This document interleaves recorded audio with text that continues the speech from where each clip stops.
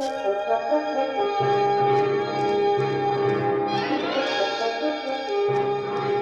is the day before Christmas in Washington, D.C., where final preparations are underway for the tree lighting ceremony on the White House lawn.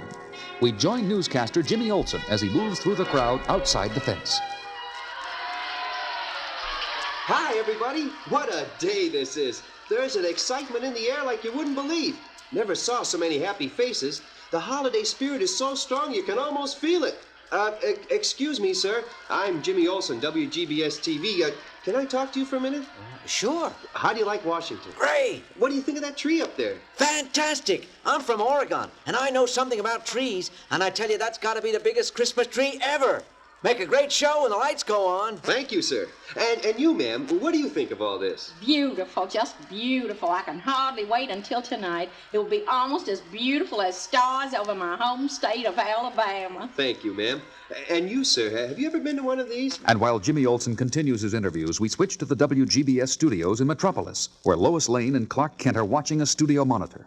Isn't he doing a great job, Clark? And on his first big assignment.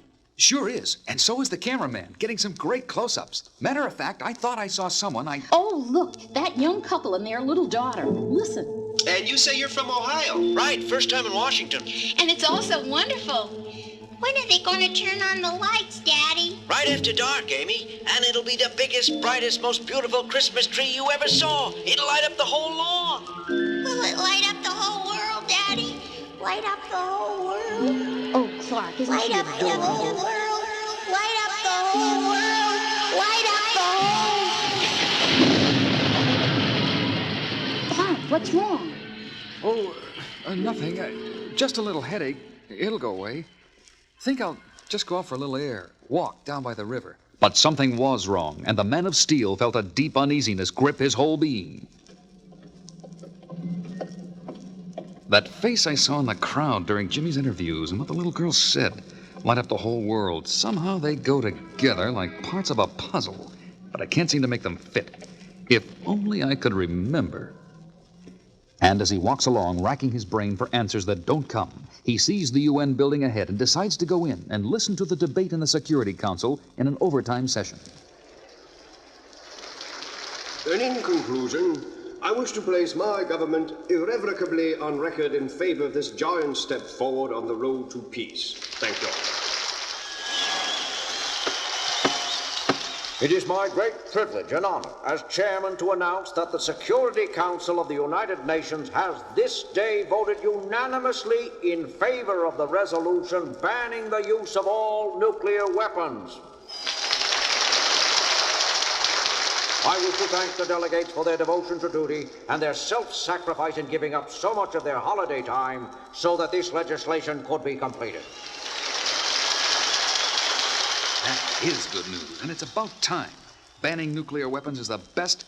Nuclear weapons, that's it. That face in the crowd. It was Thurston Kilgore, the great nuclear physicist. The last time I saw him was, a Senate committee hearing 8 years ago.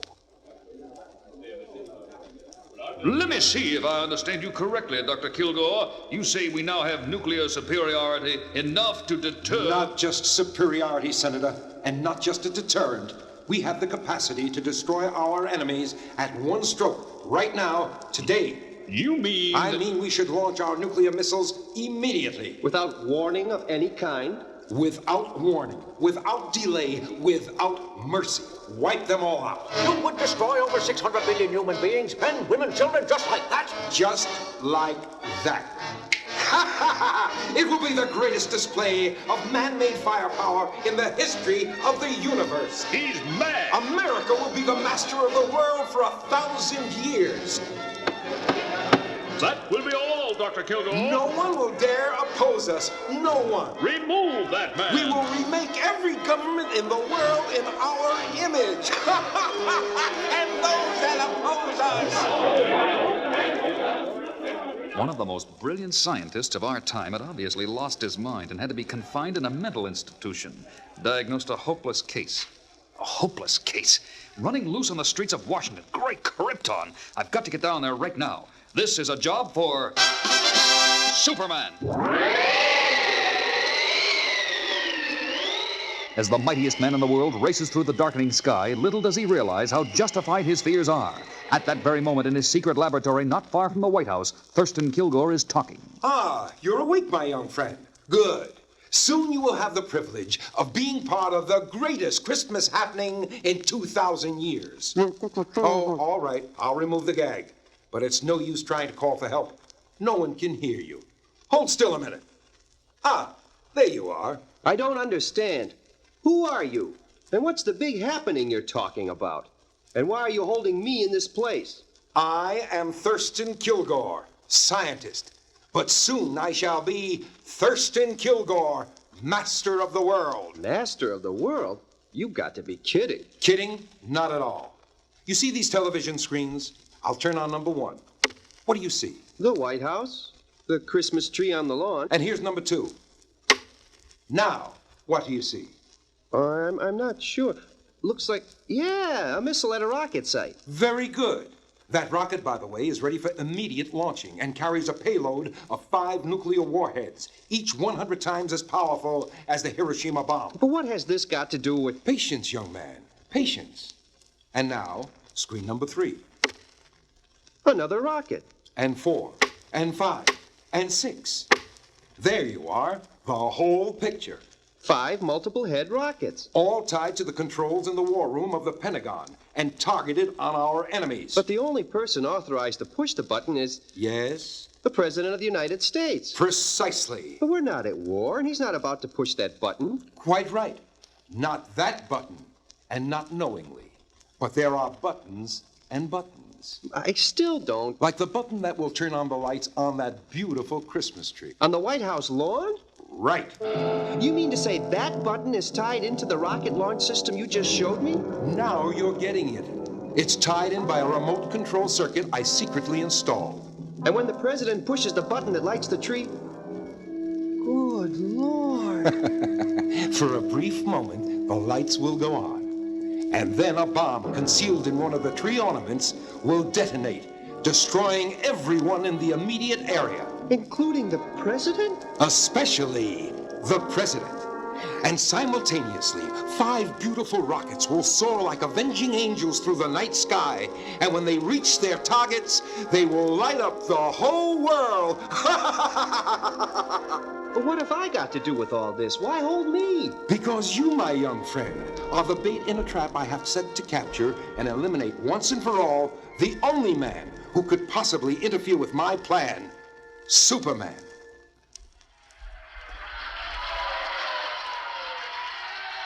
Isn't this exciting? What time will they turn on the lights, Harry? Gee, I don't know. Should be any time now. Will we be able to see the president from here? I think so. We got here early enough to pick a good spot. Hey, mister, watch where you're going. Oh, my gosh, it's Superman. I'm sorry, sir. I was looking for a young newscaster, Jimmy Olsen. He was interviewing people right around here a little while ago. Have you seen him? Oh, sure. He interviewed us. Did you see where he went? Last we saw, I went over to that van over there. Oh, the WGBS mobile unit. Thanks. Nobody here. What's this on the seat? A note addressed to me. If you want to see Jimmy Olsen alive, come to the top floor of the warehouse at the end of L Street. Signed TK. TK. Thurston Kilgore, so I was right. He was the one I saw on TV. And at that moment, a cheer goes up from the crowd. Hey, look, it's the president. I know there's something wrong here, something involving the president, but I don't know what it is, and I have to go save Jimmy. Well, this is the warehouse, but I don't... Come in, Superman. The door's open. Kilgore. Welcome, Superman. Where's... Oh, Jimmy, there you are. Are you all right? So far, but you've got to stop him, Superman. He's going to... Don't worry. I'll take care of him. You'll take care of nothing, Superman. You're through. Superman, what's wrong? I feel weak, dizzy. And soon you will feel nothing. This machine duplicates the deadly rays of green kryptonite, the only substance that can destroy the mighty Superman. And so I leave you both. In a few minutes, you, Superman, will be dead. and my crypto ray machine will self-destruct, wiping out all evidence of my connection with this place, including you, little Jimmy. If only I could get loose. Ta-ta, both of you. I'm off in my armored car to watch the president light up the world. And just today, the day before Christmas, the United Nations Security Council, in extraordinary session, voted unanimously to ban all nuclear weapons. On this glorious night before Christmas, therefore, there is more hope than ever that peace on earth and goodwill to all mankind can become a reality. Come on, get on with it. Get on with it. Light up the tree, Mr. President. And so, with great joy in my heart, I press the button that will light up this beautiful symbol of brotherhood and love. And just as his finger touches the button, the figure of the mightiest man on earth swoops down out of the sky.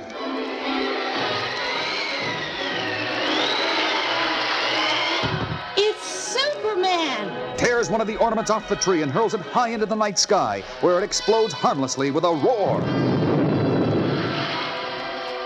Now the president is safe at least, but I was too late to prevent the rockets from being fired.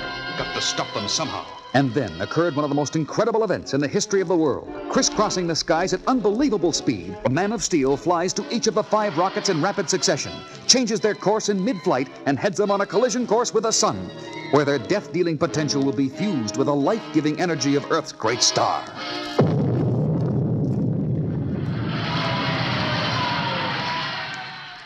Later, back at the WGBS studios in Metropolis. What an incredible story, Jimmy. By sheer luck, my chair fell over as I struggled to break the ropes I was tied up with.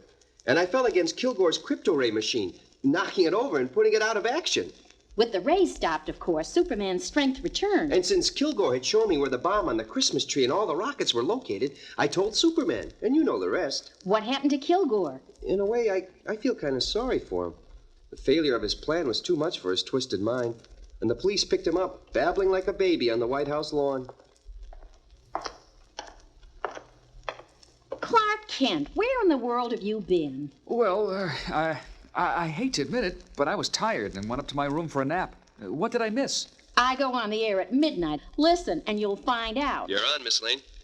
Merry Christmas, everyone. This is Lois Lane with the latest WGBS inside story of how Superman saved the life of the president and prevented World War III in what will probably go down as one of the greatest Christmases.